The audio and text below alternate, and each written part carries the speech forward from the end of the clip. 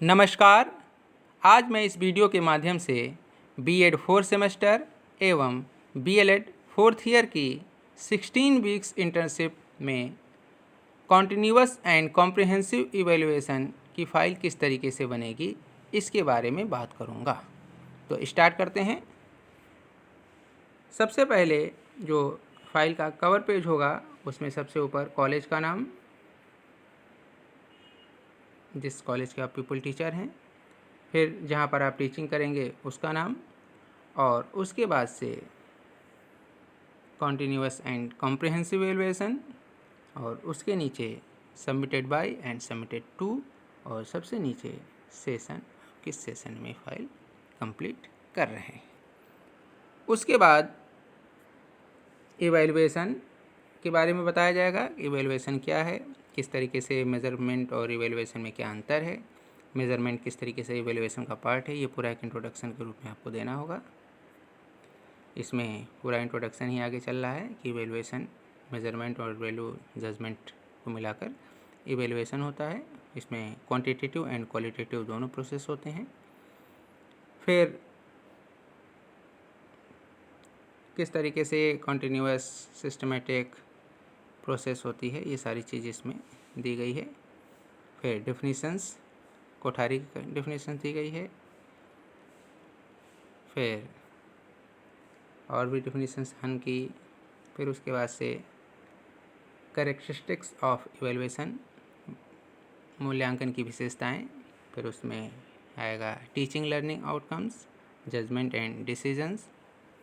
फिर उसमें आएगा इवैल्यूएशन एंड इज़ कंटिन्यूअस। फिर उसमें आएगा इवैल्यूएशन इज़ कॉम्प्रिहेंसिव। फिर मीन्स ऑफ कलेक्टिंग इंफॉर्मेशन। फिर असेस परफॉर्मेंस। फिर क्वालिटेटिव एंड क्वांटिटेटिव, ये सब कैरेक्टरिस्टिक्स में है। फिर उसके बाद से आएगा स्टेप्स ऑफ इवैल्यूएशन प्रोसेस। फिर उसके बाद से आएगा नीड ऑफ इवैल्यूएशन। ये सारी चीज़ें आप उसमें आप और भी अपने बुक में देख कर इसको ऐड कर सकते हैं। फिर purpose of evaluation, purpose of evaluation क्या है इसका, कि किस तरीके से हम इवैल्यूएशन के द्वारा बच्चे की क्वालिटी को इम्प्रूव करें, कंटेंट को इम्प्रूव करें, अपनी टीचिंग को इम्प्रूव करें, ये सारी चीज़ें इसका पर्पज़ है। फिर फंक्शंस ऑफ इवैल्यूएशन, इसमें पहला होगा डायग्नोसिस लर्निंग प्रॉब्लम्स। फिर आएगा सिलेबस रिवीजन।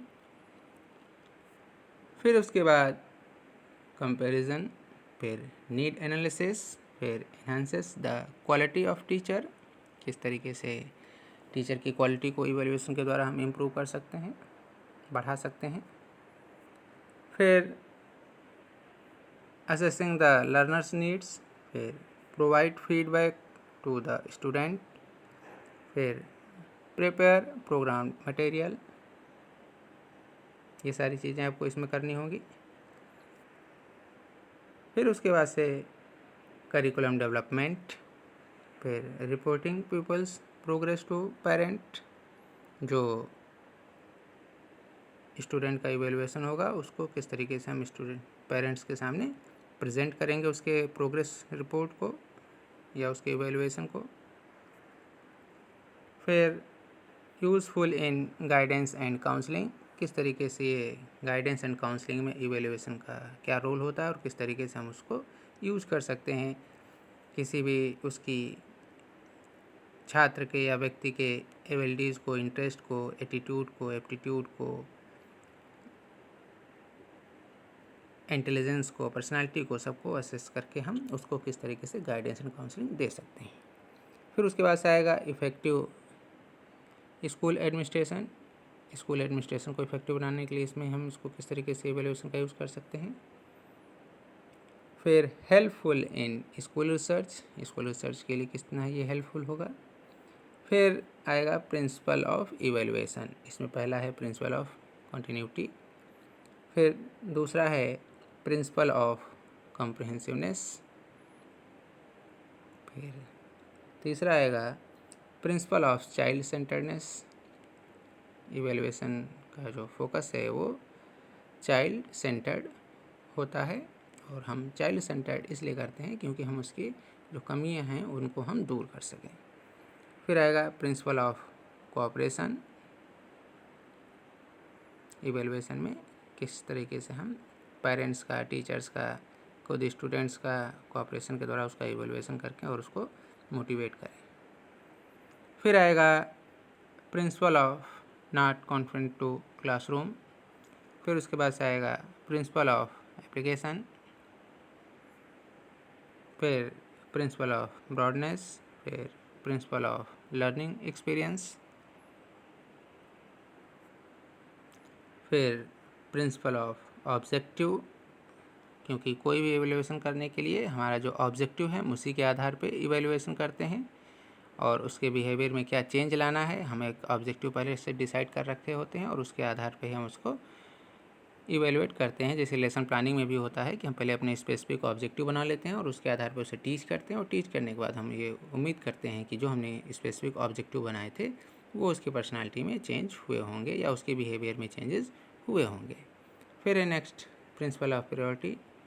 फिर है principle of right selection of tools, कौन से सही टूल होंगे स्टूडेंट्स को या जिसको भी हम इवैल्यूएट करने जा रहे हैं उसके लिए टूल। क्वेश्चनर होगा, इंटरव्यू शेड्यूल होगा, इन्वेंट्री होगी, चेकलिस्ट होगी, वो किस तरीके से आप करेंगे या कौन से सही टूल होंगे वो सिलेक्ट करना होगा। फिर principle of right selection of techniques, कौन सी सही टेक्निक होगी उसको आपको इसमें लिखना होगा। ओरल करेंगे, रिटन करेंगे, ग्रेडिंग सिस्टम होगी, वो सारी चीज़ें। फिर प्रिंसिपल ऑफ टोटलिटी, पूरे टोटल में आप उसको किस तरीके से यूज़ करेंगे, ये सारी चीज़ें हैं।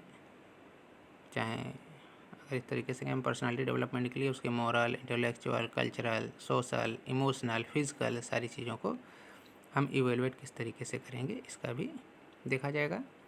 फिर principle of quantitative and qualitative, और इसको अलग अलग फिर देखेंगे हम उसमें।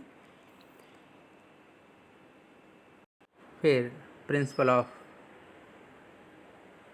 ऑफ वैरायटी, किस तरीके से हम उसमें वैरायटी लाएंगे ये अपने इवेलुएशन में।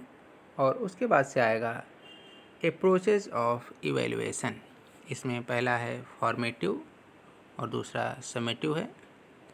मतलब पहले एक होगा फॉर्मेटिव एंड समेटिव, दूसरा होगा कॉम्प्रिहेंसिव एंड कंटिन्यूएशन इवेलुएशन। तो पहले हम फॉर्मेटिव इवेलुएशन की बात कर लेते हैं। फिर उसमें आएगा कैरेक्टरिस्टिक्स ऑफ फॉर्मेटिव इवेलुएशन। फिर एडवांटेज ऑफ फॉर्मेटिव असेसमेंट। फिर एग्जांपल्स ऑफ फॉर्मेटिव असेसमेंट, इसमें सारे एग्जांपल दिए गए हैं। फिर समेटिव इवेलुएशन, समेटिव इवेलुएशन की कैरेक्टरिस्टिक्स क्या क्या हैं वो बताई गई हैं,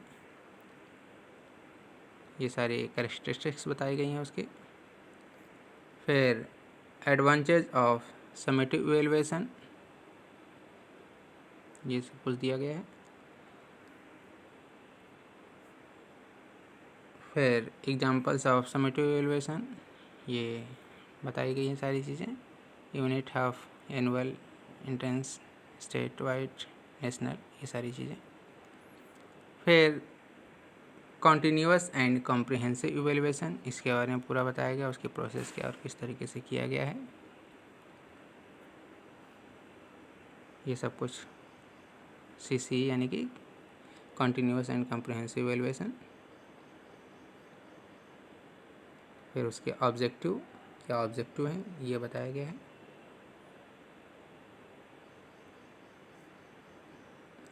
फिर उसके फंक्शंस, किस तरीके से वो कार्य करता है ये बताया गया है।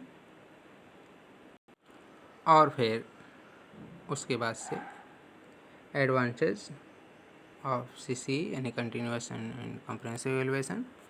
और फिर उसके बाद से आपको जो आप जिस स्कूल में आप टीचिंग कर रहे हैं, मेन रूप से आपका यही है कि आपने तो अभी तक सारा उसका थ्योरेटिकल एस्पेक्ट एक तरीके से दिया है, या आपने उसको एक ये बताने की कोशिश की है कि क्या क्या किस तरीके से इवेल्युएशन किया जाता है। और अब आप जिस स्कूल में आप इंटर्नशिप में गए हैं वहाँ का जो आपको सब्जेक्ट मिला है उसको आप किस तरीके से इवेलुएट करेंगे अपनी टीचिंग को, अपने स्टूडेंट्स को, क्योंकि आप किसी क्लास में हो सकता है कोई 6th क्लास या 7th क्लास है, जो क्लास आपको मिली है उसमें आप पढ़ाने गए हैं, तो आप सप्ताह के अंत में या 15 दिन में आप एक टेस्ट लेंगे और टेस्ट के लिए आपको क्वेश्चन पेपर बनाना होगा।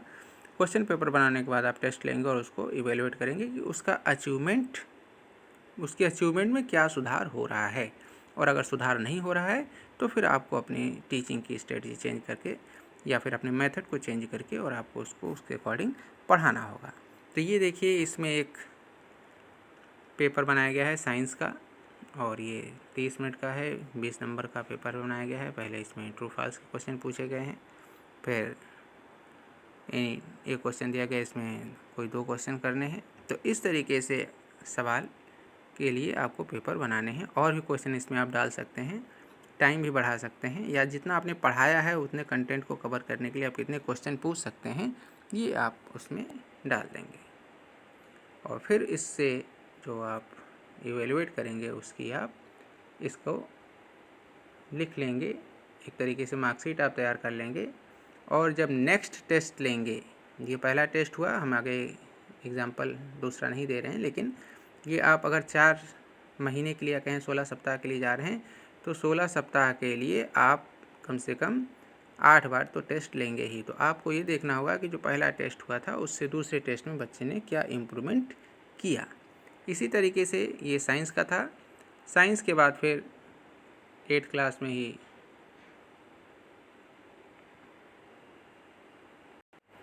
ही बायो का है, और बायो में क्लास 8th में का एक पेपर बनाया गया है, उसमें भी फिल इन द ब्लैंक्स का है पहला, और दूसरा रिटन का है। तो इसमें आपको अपने बायो के पेपर के आधार पे इसका टेस्ट लिया गया है, और फिर इसमें इसका रिज़ल्ट तैयार किया गया है। ये इसका रिज़ल्ट है। तो क्लास 8 का बायो और साइंस के 2 लिए गए, एक बार का है ये। फिर उसी तरीके से चूँकि ये 7th में भी साइंस पढ़ा रही थी, तो 7th का भी इसमें लिया गया है क्वेश्चन पेपर, और फिर उसका ये रिज़ल्ट। फिर उसके बाद से बायो का 7th में, और उसका फिर ये रिज़ल्ट। ये एक बार का हो गया। अब इसके आगे आप और भी, यानी कि पहला टेस्ट हुई है, पहले टेस्ट का नाम आप दे सकते हैं इसका कि पहला टेस्ट था, फिर इसके बाद सेकंड टेस्ट लीजिए, थर्ड टेस्ट लीजिए, या टॉपिक वाइज आप डिसाइड कर रखे हैं कि हम एक टॉपिक के बाद या एक यूनिट के बाद टेस्ट लेंगे, और उसके बाद से आप देखिए कि आपने जो पढ़ाया था उसमें क्या सुधार लगातार होते गया है। यही इसका मतलब है कि कॉन्टीन्यूअस इवेलुएसन, यानी कि सतत आप उसका इवेलुएसन कर रहे हैं। तो आप इसको इस तरीके से कर सकते हैं। चूँकि इस बार आप सिर्फ मार्च के महीने में ही इंटर्नशिप पे गए थे, तो आप मार्च के महीने में कम से कम 2 टेस्ट का तो आप बना सकते हैं। हमने सिर्फ आपको एग्जांपल के लिए इसमें एक बता दिया है। आपको जितने भी, अगर आपने एक सप्ताह में एक लिया है तो आप 4 टेस्ट कर सकते हैं। तो आप इस तरीके से अपना कंटिन्यूअस एंड कॉम्प्रिहेंसिव इवेलुएसन का बना सकते हैं। और कौन कौन से एस्पेक्ट आप उसमें देख रहे हैं। इवेलुएसन करते समय या क्वेश्चन पेपर बनाते समय आपको 3 चीज़ों का ध्यान रखना होगा कि उसमें जो स्पेसिफिक ऑब्जेक्टिव बताए गए हैं, cognitive, affective and psychomotor domain, उन तीनों चीज़ों का यूज़ उस क्वेश्चन पेपर में ज़रूर हो जाना चाहिए। तो आज के लिए इतना ही, धन्यवाद।